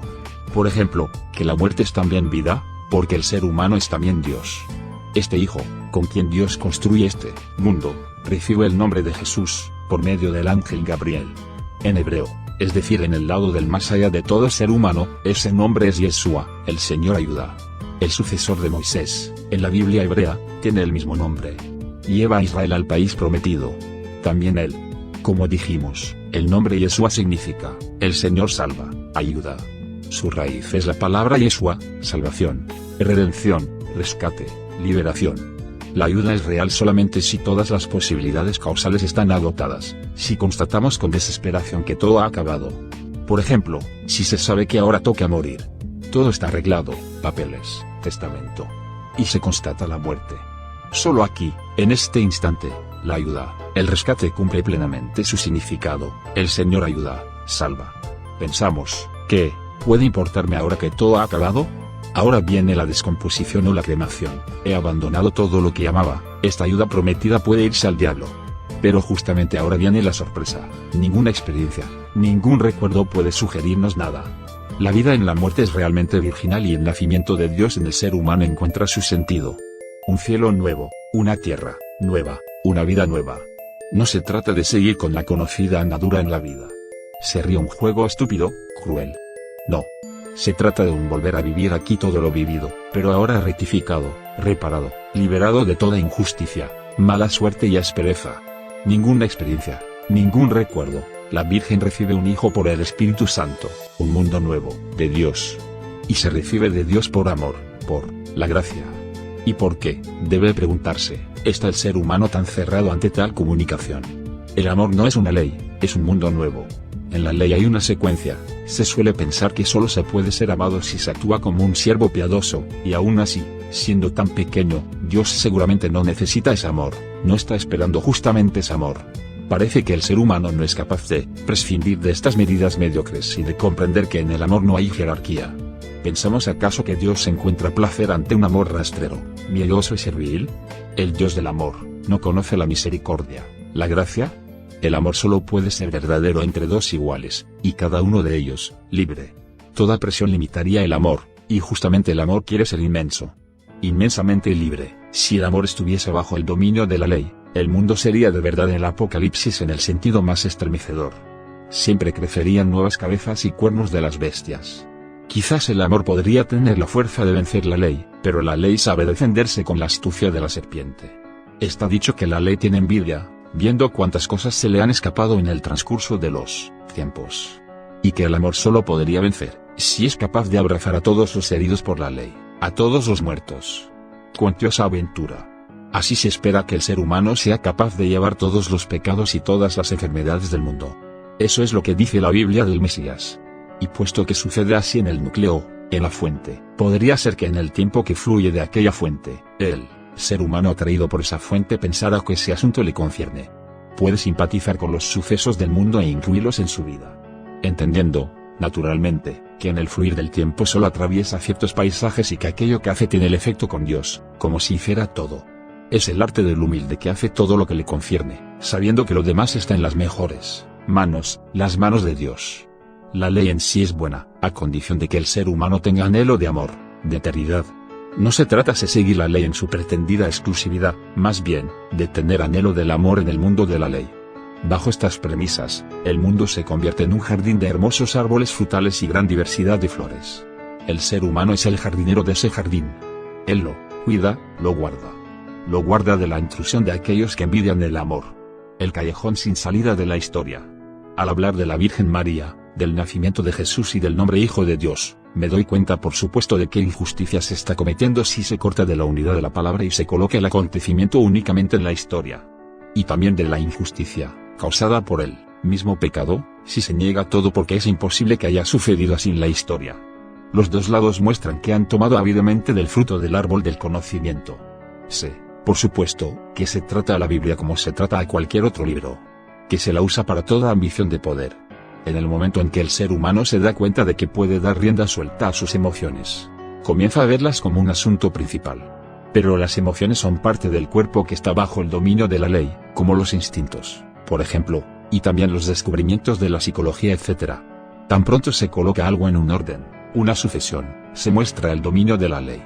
En el área de las emociones se ha llegado a conocer la estructura de la psicosis y de la histeria de masas, y como estamos con el amor a la patria, y con el orgullo en cuanto a tamaño e importancia de una institución religiosa. Sobre la tierra de la ley pueden crecer árboles maravillosos, hermosas flores y hierbas para el incienso. La mala hierba sin embargo indica que hasta el fin de los días seguirá creciendo también la envidia del malvado. Es la maldad que pretende tener derecho de dominio sobre lo temporal. El ser humano, sin embargo, debe anhelar la unión de lo oculto y de lo temporal, como la unidad del Señor y de Dios. Como seguidores de organizaciones que enfatizan las emociones, nos gusta ver solo la historia y nos gustaría que todo lo demás desapareciera. Como mero símbolo o alguna alegoría sin importancia, por ejemplo. Incluso la mística la desterramos al reino de los soñadores. La excluimos de la realidad y nos dedicamos a la realpolitik, la política realista. Así forzamos el contenido de la palabra de Dios a la esfera de la historia, negando cualquier otra realidad. Pero pensemos que solo el hecho de que todas las personas de la realidad bíblica hayan muerto hace tiempo debería llevarnos a la pregunta, ¿y dónde han quedado todos ellos? ¿Para qué han vivido? ¿Dónde ha quedado Lázaro, aquel hombre resucitado de la muerte? ¿Ha muerto acaso más tarde, una segunda vez? ¿Dónde están todos los sanados? ¿Han muerto seguidamente de la misma enfermedad o quizás de otra? ¿Cómo hacer coincidir todo eso con la omnipotencia del Eterno, del amante, al que gusta regalar y sorprender? El callejón sin salida de la historia lleva a la agresión. Y vuelve sordo para las voces que podrían conducirnos al secreto del Eterno. Tomar las palabras de la Biblia literalmente y entender un solo lado es ver a Dios únicamente en el tiempo. Si nosotros no estamos en la eternidad, ¿cómo Dios puede pretender ser eterno? La obligación de ver las cosas únicamente así lleva falsedades y mentiras. Y las emociones, los instintos y la psicosis hacen lo demás. Así, se coloca a Jesús algunas veces entre los profetas, en la serie de profetas bíblicos, olvidando expresamente su nacimiento del Espíritu Santo y de la Virgen. Es deshacerse de un plumazo de la singularidad de su ser. Debe convertirse en una figura histórica, en un pasado lo bastante alejado. Y si, como dicen, ha sido judío, entonces sería un rabí que enseñaba a sus seguidores. Y si ha sido algo especial, entonces un profeta, incluso un gran profeta, que impresiona más. Debo protestar por la injusticia que se está cometiendo, atentando así a la palabra. También porque esas personas suelen usar la expresión palabra de Dios, y creen honestamente que Dios quiere informarnos sobre la historia de tiempos pasados. Si fuese así, la erradicación de los 7 pueblos de Canaán sería una verdad histórica. Y los antisemitas tendrían razón al atribuir a la Biblia hebrea un Dios sanguinario y vengativo. Un Dios que apedrea y quema a mujeres infieles. Los hombres pueden hacer lo que quieran. Y quien profane el Sabbat debe morir, sin duda. Esa es la verdad histórica. Que sea verdad en la palabra, es decir, que exista una realidad inalcanzable por nosotros donde sea así, podría llevarnos a la pregunta en cuanto al significado de las palabras yo soy el camino, la verdad y la vida. Y lo que estas palabras como unidad del interior y exterior podrían decirnos. Es decir, se debería ser capaz de comprender el Nuevo Testamento sin cortarlo de sus raíces. cortado de sus raíces. Seguimos en lo conocido, nosotros tenemos razón, podéis ver nuestros éxitos, nuestro poder, nuestra facilidad de adaptación. El judío Jesús. Jesús como judío. Me pregunto, ¿quién es? ¿Qué es un judío? A esta pregunta, tanto cristianos como judíos tienen de inmediato una respuesta emocional. Pero, ¿qué dice la palabra judío? ¿Quién es ese Israel, que parece tener una posición central en la Biblia? El nombre Yehuda, 105645, raíz de la palabra judío, se le da al cuarto hijo de Lea. En la genealogía de Mateo se le llama hijo de Jacob. Lea dice en Génesis 29,35 esta vez: alabar al Señor, por eso llamó su nombre Yehuda. Por tanto, Judá tiene su raíz en la palabra alabar y agradecer. Od 1645, yo alabo, y toda 40645, agradecimiento, gratitud. El nombre de Yehuda, Judá, habla pues de alabanza y de gratitud. No es por nada que David es de la casa de Judá. David es amado por Dios, Judá es la gratitud. Y de inmediato surge la posibilidad para las mentiras y frivolidades, si solo alabamos o agradecernos por miedo u oportunismo. La auténtica gratitud se conoce solo en la felicidad del ser humano. Su dicha no puede ser mentira. Por ello, solo la persona feliz puede ser judío. Dios nos conoce en todo y sabe quién es feliz. Y esa felicidad es, como lo dice la palabra, el agradecimiento verdadero. El camino comienza con Abraham, según su nombre, padre de la muchedumbre de pueblos. No es solo padre de una raza biológica o temporal. Todas las personas que tienen confianza en Dios o como quieran llamarle tienen su origen en Abraham. Y el nombre de su hijo, Isaac, es tan imposible que da risa. El camino sigue por Jacob, que es llamado Israel, y por su cuarto hijo Judá, aquel que es feliz, hasta David. Si en la palabra solo aquel que es judío vive feliz, que agradece a Dios su felicidad, entonces el egotista, el criticón, aquel que es fácilmente herido, el miedoso, tiene otro nombre. Desde la devastación de la casa de Dios por Nabucodonosor de Babel, el mundo, los pueblos están de tal forma mezclados, como está escrito, que ningún pueblo de la Biblia es hoy reconocible como tal. Todos los pueblos bíblicos viven en el interior del ser humano, de todo ser humano. Ese es el sentido de la palabra Babel, que significa confusión, mezcla. Quizás podríamos acostumbrarnos a no tener esa reacción emocional si escuchamos o vemos la palabra judío, como los escribas que encuentran su placer en las agresiones. Podríamos pensar en ese otro lado de la palabra, y con ello quizás llegar al anhelo de vivir la unidad de los dos lados. Es decir, de ser feliz. Si un judío solo quiere ver el lado exterior, histórico, debemos decir que en su esencia ha dejado de ser judío. Y por otra parte, si un cristiano hace lo mismo, está admitiendo que ese Jesús, que es judío según la Biblia, es ajeno a su ser, aunque siga llamándose Israel. El nombre del traidor Judas es la palabra griega de Yehuda, hijo de Lea, linaje de David. A ese Judas se le llama el Iscariote. En hebreo Iscariot, hombre cortado, estirpado. Ese Judas es pues un hombre cortado, y como lo cuentan los Hechos de los Apóstoles, 1,18, reventó por medio. Entenderemos lo que sucede con todo Yehuda, que está cortado de sus raíces, de su ser. Solo queda lo temporal. Es la dignidad de Judá que sigue la línea de su linaje como unidad. Así entendido, Jesús es judío. Y así hay que comprender las palabras la salud viene de los judíos. Mejor dicho, la Yeshua, la ayuda, la salvación viene de los judíos. Juan 4,22. No se trata de un asunto exterior, más bien de una percepción del Padre en el cielo, en eternidades. Si Judá es cortado de sus raíces, se convierte en Judas, traidor. Sin relación con las raíces, lo exterior no solo no tiene sentido, sino casi automáticamente lleva a la agresión, devastando la cara divina del ser humano, su interior divino. En la habitación de Dios en el ser humano se instala la confusión. Israel, llegamos al significado de la palabra Israel. Ni siquiera está claro lo que significa en el exterior. Un pueblo, una nación, una iglesia, una institución. Acerquémonos pues a lo que la Biblia dice de ese nombre, en hebreo, en su sentido interior. Porque es una palabra que suscita grandes emociones. La primera vez que aparece el nombre de Israel en la Biblia es en el momento de la lucha de Jacob con ese varón, en el vado del río Yabok, Génesis 32,24. Después de acabar la lucha, Jacob le llama a ese lugar Peniel, explicando ese nombre en el sentido de que ha visto a Dios cara a cara. Según la tradición judía, ese varón no es otro que el ángel Gabriel.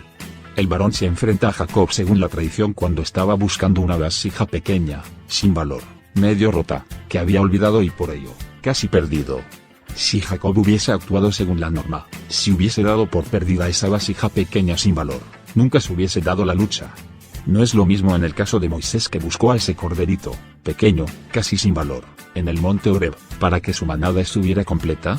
Si Moisés lo hubiese dado por perdido, nunca se habría encontrado con Dios en la zarza que arde pero no se consume. Parece que lo decisivo es lo pequeño, sin valor a los ojos del mundo. El ángel, es decir, aquel varón, ataca a Jacob y lucha con él.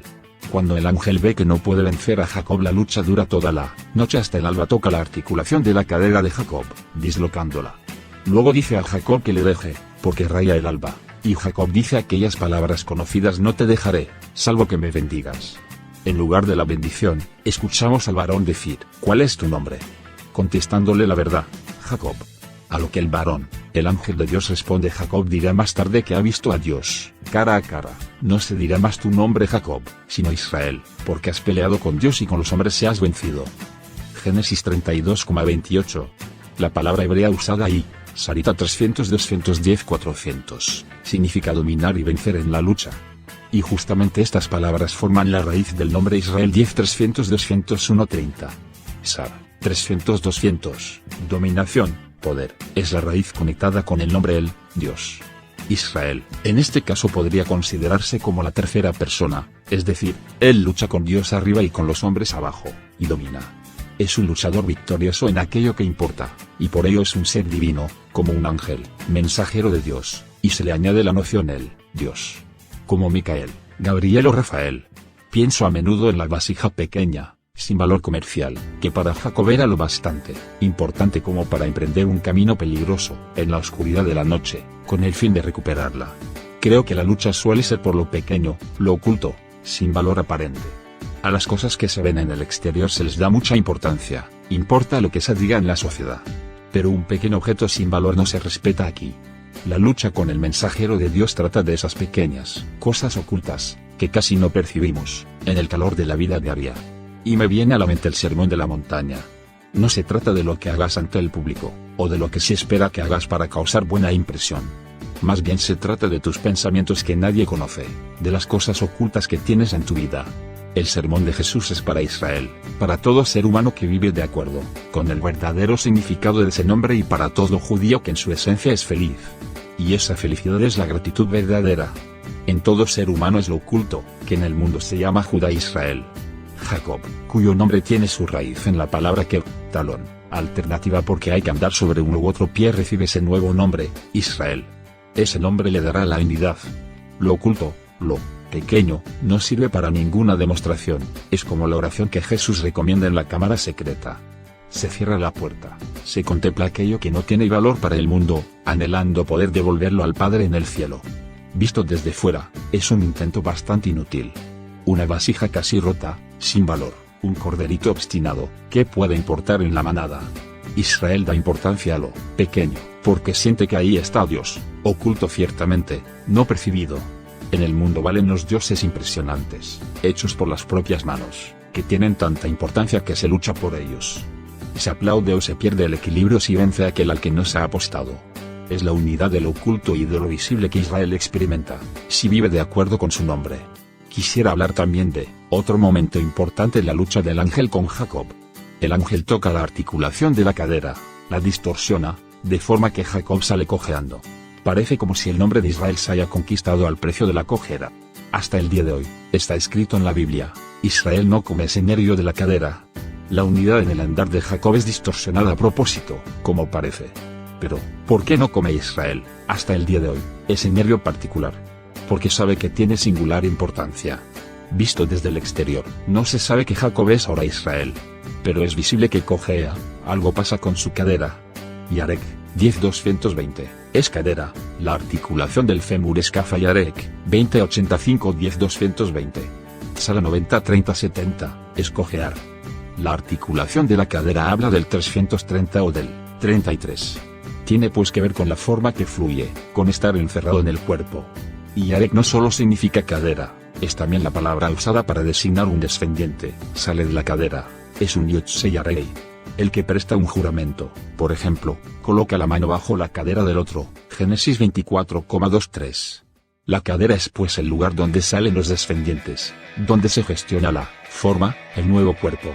La cojera nos habla pues del hecho de que, en principio, no puede haber equilibrio en ese lugar. El ángel provoca que el lado oculto no pueda estar en concordancia con el lado visible. Es decir, que la vida tiene su sentido por el hecho de que los dos lados sean diferentes. Sin el anhelo, sin el amor de volver a la unidad, a la concordancia, la vida sería un juego sin sentido, cruel. El desarrollo según la ley. Si la muerte aquí pareciera ser vida, nunca llegaríamos al anhelo de buscar lo oculto. Y la nueva dimensión en la creación, el amor, no podría crecer. Cojear es también la decepción de que lo manifiesto en muchos momentos sea falso, y es también el sentimiento de que en muchas ocasiones no somos capaces de mostrar algo como quisiéramos mostrarlo.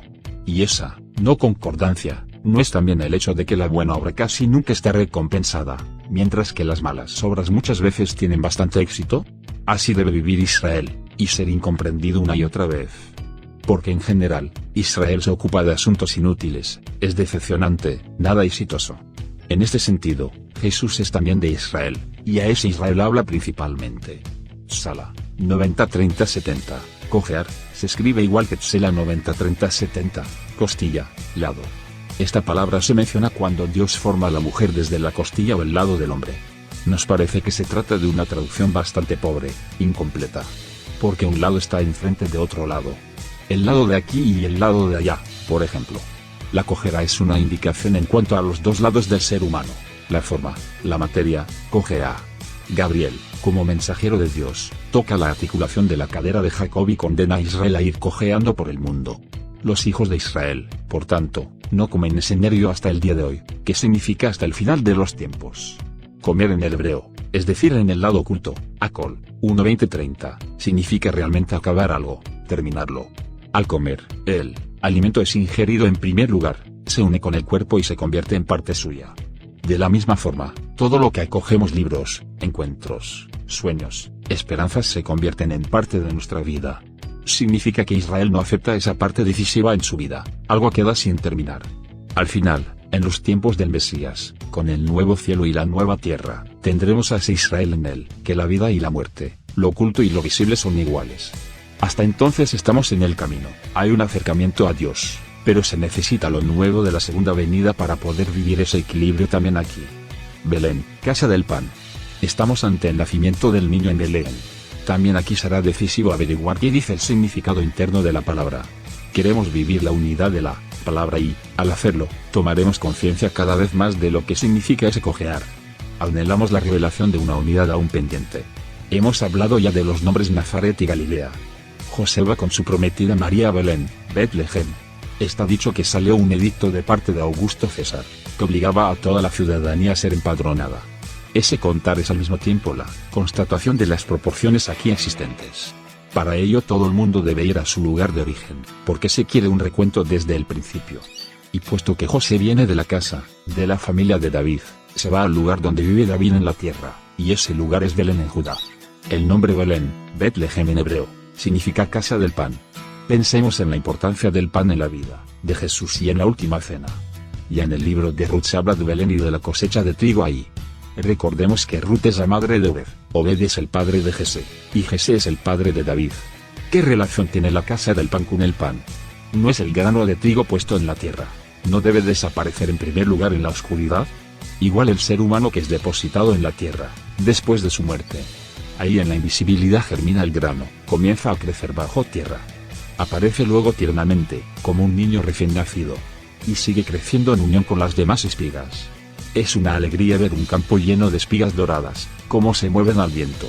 Como lo dice la palabra viento, ruaj, lo crecido lo mueve el espíritu. Pero viene el tiempo de la siega. La belleza de lo crecido es separada de la tierra. Si se desconoce el sentido del corte del hombre con la guadaña, habría que entristecerse por tal crueldad. En la Biblia se dice que la siega comienza en Pesaj, la fiesta de la Pascua. Allí comienza también la cuenta de los días. Se van contando 49 días, 7 semanas, hasta Pentecostés, el día 50. En ese tiempo, los primeros 33 días son días de gran luto, es la tristeza por ser arrancado de la tierra. Solo después de 33 días el luto termina, en principio, hasta que en el día 50, se celebra el regalo de la revelación de la palabra. En Pentecostés, Sabot en hebreo, la siega termina. La cosecha entra en la era. Sigue la trilla, la separación del grano de la cáscara. La cáscara ha servido para proteger el grano y al mismo tiempo ha ocultado el núcleo, el ser. El trigo es el primer fruto de la tierra. En Deuteronomio 8,8 se nombran los 7 frutos de la tierra. El trigo es el primer nacido, por así decir. Los demás frutos, en el orden bíblico, son la cebada, la vid, el higo, la granada, la oliva en sexto lugar y el dátil, en el séptimo. Viene la molienda del grano. Muchos granos juntos, de todo el campo y muchas veces también de otros campos. Como en el caso del ser humano, muchos días y años se juntan en el momento de la muerte. También los muchos momentos de su vida, sus buenos y malos humores, sus sensaciones, deseos y sueños, a veces mezclados en encuentros con otra gente. Esa harina, conglomerado de su vida, se mezcla ahora con agua. Se forma la masa. Y esta parte, como también la artesa usada, se llama en hebreo arisá, 70-210-60-5. La misma palabra significa también prometerse en matrimonio. José es el prometido de María. Estoy pensando también en Juan el Bautista que bautiza con agua. ¿Y no dice Juan que alguien vendrá después de él que bautizará con el Espíritu Santo y con fuego? Porque hecha la masa, los procesos no están terminados. Como ultimato viene el fuego. Seca el agua, necesaria al principio. Y surge el pan. Lejem, pan. Queda terminado en la casa del pan. Lo que sucede con el grano de trigo en la oscuridad de la tierra, encuentra su sentido en Belén, en la casa del pan. Entendemos ahora por qué María es la prometida de José, hasta que nazca el niño, el regalo del Espíritu Santo. Ningún hombre, ninguna causa conocida ha provocado el suceso. Por esta razón nunca puede explicarse la salvación de forma causal, y en verdad, de la vida no se conoce ninguna razón causal. La unión corporal entre el hombre y la mujer no lo es, porque la vida viene de otra parte. Todo lo que sucede aquí tiene su primera causa en otro lugar. La aceptación de la singularidad de la concepción y del nacimiento de Jesús, es reconocer la influencia divina en todo suceso aquí. El Espíritu Santo despierta toda la vida. Y todos aquellos que están buscando causas, razones o culpables podrían sentir que, porque se cuenta sin la palabra de Dios, en el núcleo, en la Biblia, la causa de toda manifestación en el mundo temporal está más allá de toda imaginación posible. La causa real es imposible para nosotros. El pensamiento causal aquí fracasa, debe caer en la desesperación más absoluta o extraviarse en la locura. La consecuencia es la obsesión de tener que explicarlo todo, la agresión y la depresión, es decir, el sinsentido de la vida. La gracia es poder romper la línea de las causalidades. Sin una causa aquí, sino provocada por el Espíritu Santo, no puede nunca explicarse por los actos de aquel que la está recibiendo. La gracia rompe las barreras del tiempo y del espacio. Puede acercarse a aquel que a los ojos del mundo es un malvado. Pero ninguna intención puede traerla. Por ello puede parecer que sea arbitrariedad, porque es una elección de Dios. El niño nace. La unidad entra en la forma viva del 33. La madre le envuelve en pañales y le coloca en un pesebre, porque en ningún albergue queda un lugar para ellos. En el mundo no hay sitio para un fenómeno que se separa tan visiblemente de toda causalidad. ¿A dónde ir con un niño, engendrado por el Espíritu Santo, nacido de una virgen? ¿En qué registro inscribirlo? José, el prometido de María, por cuya procedencia se está en Belén, tiene un nombre que significa añádeme el Señor otro hijo, Génesis 30,24. ¿No podría referirse a ese hijo, tan diferente de todos los demás? Pañales, Hatur, 8,406,30, envuelven al niño, la temporalidad lo envolverá en breve. Porque la palabra, Hatur, 444 en total, habla del 4 en todos los niveles, en la unidad, en la decena y en la centena. También de las 4 esquinas del mundo, de las 4 franjas, números 15,37-41, los 4 seres en el trono de Dios, Ezequiel 1, los 4 evangelios. Todo ello va envolviendo al niño. Y el pesebre o el establo, Hebreos 1:2-6-60, es el lugar donde los animales reciben su alimento. Es una palabra conocida. El buey conoce a su dueño y el asno el pesebre de su señor. Israel no conoce, mi pueblo no tiene entendimiento. Isaías 1,3. La gente del mundo no sabe nada del niño, Israel en el ser humano no lo conoce. El amor divino concede esta libertad al ser humano, de forma que la elección puede ser otra. Según las leyes del mundo, es decir, los instintos de los animales, está todo claro, pero ahí donde el amor busca a su semejante, a aquel creado a imagen y semejanza de Dios, justamente allí, no se sabe ni se conoce. En el orden hecho por uno mismo, no hay lugar para que pasen la noche. Por ello, El niño recién nacido es depositado ahí donde el asno, el animal dirigido por su instinto, conoce a su señor. El niño que no encaja en el orden de un Israel desviado, desatento, encuentra su sitio ahí donde el mundo de la naturaleza y las emociones predominan. No es por casualidad que la casa de Dios haya sido devastada por Nabucodonosor de Babel y que reinen después el bíblico persa y media, los griegos y los romanos. El vaso de los pecados, como los profetas han advertido en todos los tiempos, está lleno. Israel en el ser humano no entiende la libertad, va por malos caminos. No conoce ningún sentimiento de responsabilidad ante Dios, el oculto. No tiene respuesta a la palabra que le ha sido regalada. La situación está madura para que Dios dé nacimiento a un mundo nuevo, que la gracia irrumpa y reine. Cuidado. No se refiere a una realidad histórica, primero eso y luego eso otro. Estas palabras se hablan desde la fuente, desde lo oculto. Significa, por tanto, que son válidas para todo tiempo, para todo presente, para todo ser humano en todos los tiempos. La caída se produce porque se da demasiada importancia a la fuerza atractiva del mundo. En todo tiempo. Porque se fabrican dioses para toda ocasión y toda manifestación, se les sirve, matándose al ser humano en su dignidad divina, rebajándolo a un ser natural bajo el dominio de la ley. Por la deshonestidad, viendo únicamente lo exterior de todo asunto, atribuyendo a todo placer pasajero carácter de eternidad. Con ello se mata lo interior, lo esencial, y todo para que lo exterior como excitación y estímulo pasajero sea elevado al trono. Estos tres pecados, idolatría, deshonestidad y vertido de sangre, se nombran en la tradición judía como pilares en el camino hacia la devastación de la casa de Dios en el ser humano. Hasta aquí las palabras de Friedrich Weinreich que decido copiar y adjuntar a este artículo y particularmente en este énfasis del menú llamado antimesianismo rabínico. Realmente son palabras explicativas de conceptos netamente de Torah y conocidos en el judaísmo, aunque de forma extraña no explícitas para los sabios talmúdicos que se ajusten a esta reseña explicativa, de exhortación tipo. Miren esta información. Si no puedes refutar la argumentación entonces, ¿qué vas a hacer?